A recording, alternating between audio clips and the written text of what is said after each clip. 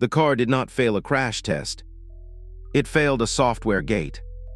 Polestar, the electric car brand owned by China's Geely, is now blocked from selling future model year 2027 and later vehicles in the United States, after the Bureau of Industry and Security denied its request for authorization under America's connected vehicle rule. That sounds like a trade story. It is really a car-computer story. Modern cars are not just wheels, motors, batteries, and seats.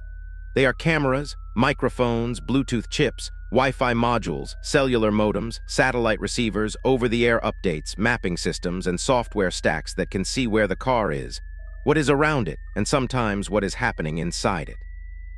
That is the reason the rule hits so differently. The United States is not saying every Polestar on the road stops working. Existing owners can still receive support. Remaining 2025 and 2026 inventory can still be sold while supplies last, according to current reporting. The wall rises at the future model year gate. The strangest part is the split inside the same corporate family. Volvo, also under the Geely umbrella, received authorization. Polestar did not. So the story is not simply Chinese ownership equals automatic stop. It is about how the government judged the company, its software, its supply chain, and the risk around connected systems. That makes the visual simple.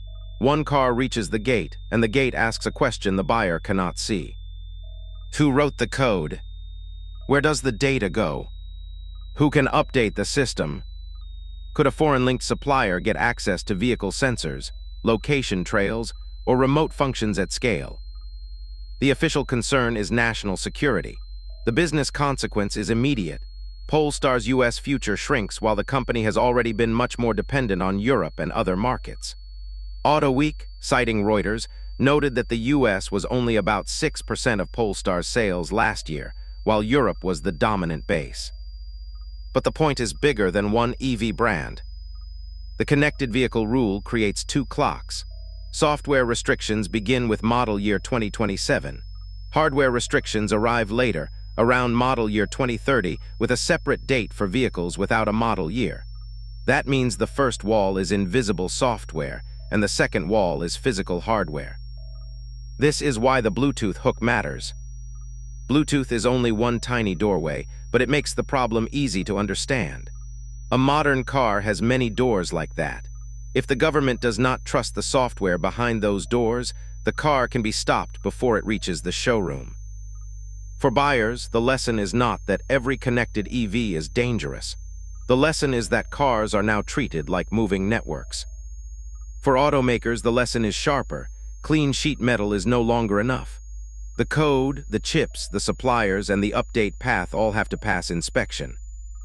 Polestar's locked gate is the first visible proof. The next car ban may not start under the hood. It may start in the software,